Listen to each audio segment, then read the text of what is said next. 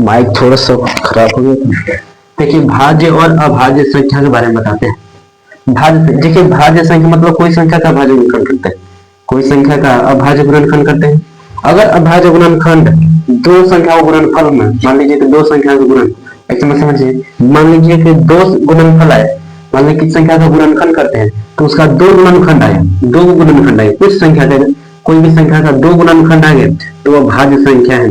अगर कोई संख्या का गुणनखंड सिर्फ एक आया, उसका दो गुणनखंड नहीं है, मान लीजिए 17, 17 का गुणनखंड कौन आएगा? 17 आएगा।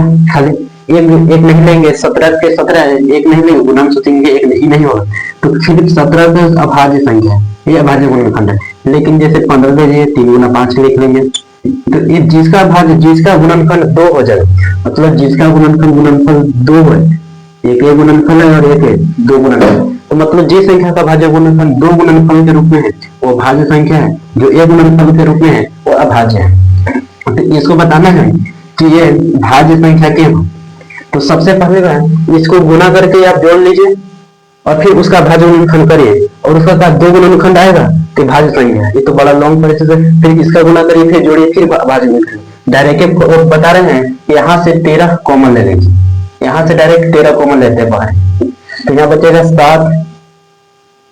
7 गुना 11 गुना, यहाँ बचेगा 1, तो 1 गुना में खत्म हो जाएगा, 1 गुना में तो खत्म हो, प्लस यहाँ से 13 एक बाहर ले लिए तो यहाँ बचेगा 1,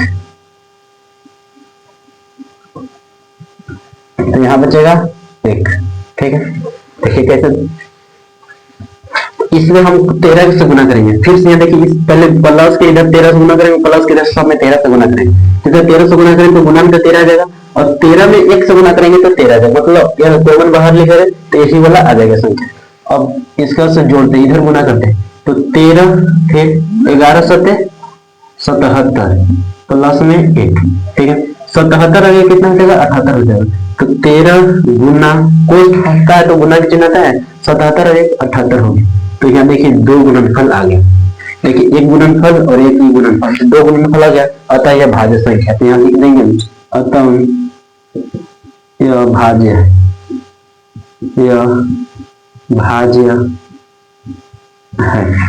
अभी देखिए संख्या यहाँ से 7 कॉमन, यहाँ देखिए इधर भी 5 है, इधर भी 5, दोनों को से 5 कॉमन ले लेते हैं, तो 5 कॉमन लेंगे तो 7 बचेगा, 6 बचेगा, 5 से कॉमन ले लेंगे तो 4 बचेगा, 3 2, और गुना में 1 लिखा या ना लिखे वो तो बात बराबर है, तो लिख लेते हैं, प्लस में यहाँ से 5 एक कॉमन बाहर ले लिए तो यहाँ 1 बचे, गुना कर लेते हैं, 7 7 42, 42 गुना 4 कर रहे तो 4 दूना 8, 4 चौका 16, अब 3 से गुना करते हैं, 3 दूना 6, 6 से डायरेक्ट गुना करते हैं, 8 5 4 8 48 8 हाथ 4 6 36 40 के 0 हाथ 4 6 4 10 1008, 1008 है, ठीक है, तो यहाँ पर 5 कोष्ठ ऑफ 1008 आया था, 1008 प्लस में 1, 1008 और 1 जोड़ेंगे तो कितना आएगा?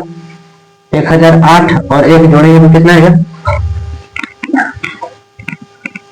थोड़ा लाइन कट रहा है, 1008 और 1 कितना हो जाएगा? 1009 हो जाएगा, 1009, तो यह 5 गुना कोष्ठ होता है, गुना की चिन्ह 1009। देखिए ये भी दो संख्या गुणनफल के रूप है, एक इधर संख्या एक इधर संख्या, दो संख्या गुणनफल है, अतः ये भी क्या है? भाज्य, अतः भाज्य है। उतार लीजिए। अब अगला क्वेश्चन सबमिशन की बात करेंगे, इसके बाद प्रश्न 1.1 पूरी तरह से खत्म हो जाएगा। चलिए अगला क्वेश्चन की बात करते हैं।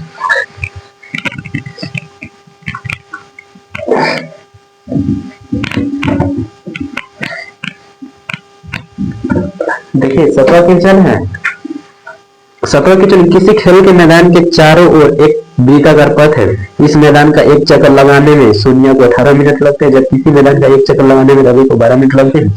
मान लीजिए कि वे दोनों एक ही स्थान पर एक ही समय पर चलना प्रारंभ करके एक ही दिशा में चलते हैं, कितने समय बाद वे पुनः प्रारंभिक स्थान पर मिले? देखिए इसका बताना है। एक वृत्ताकार पथ है, मैदान है जिसमें से राउंड चक्कर लगाते हैं, दो यहाँ मान लीजिए यहाँ से दो आदमी है, एक सोनिया है और एक रवि है, और एक क्या है? रवि।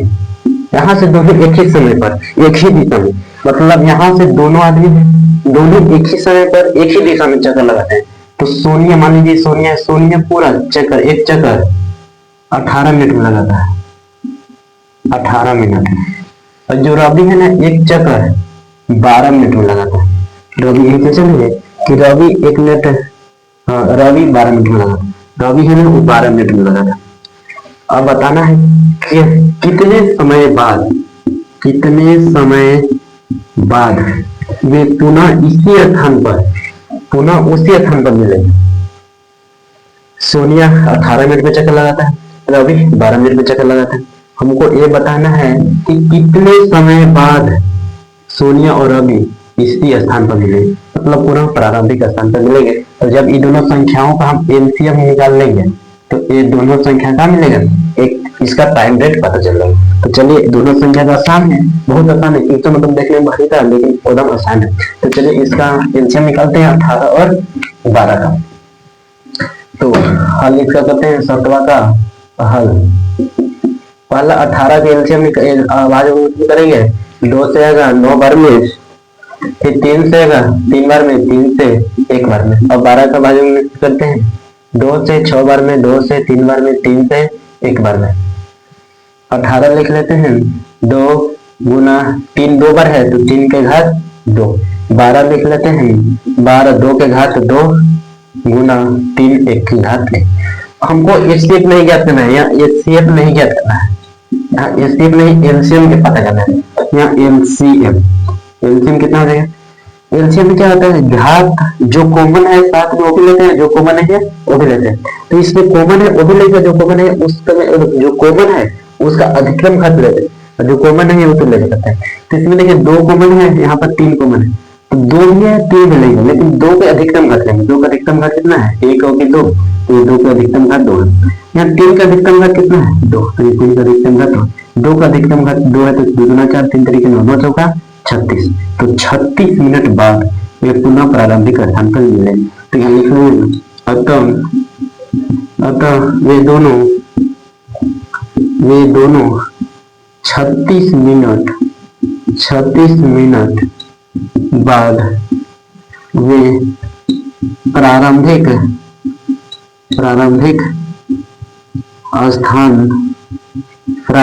स्थान पर मिलेंगे। वे दोनों 36 मिनट बाद प्रारंभिक स्थान पर मिलेंगे।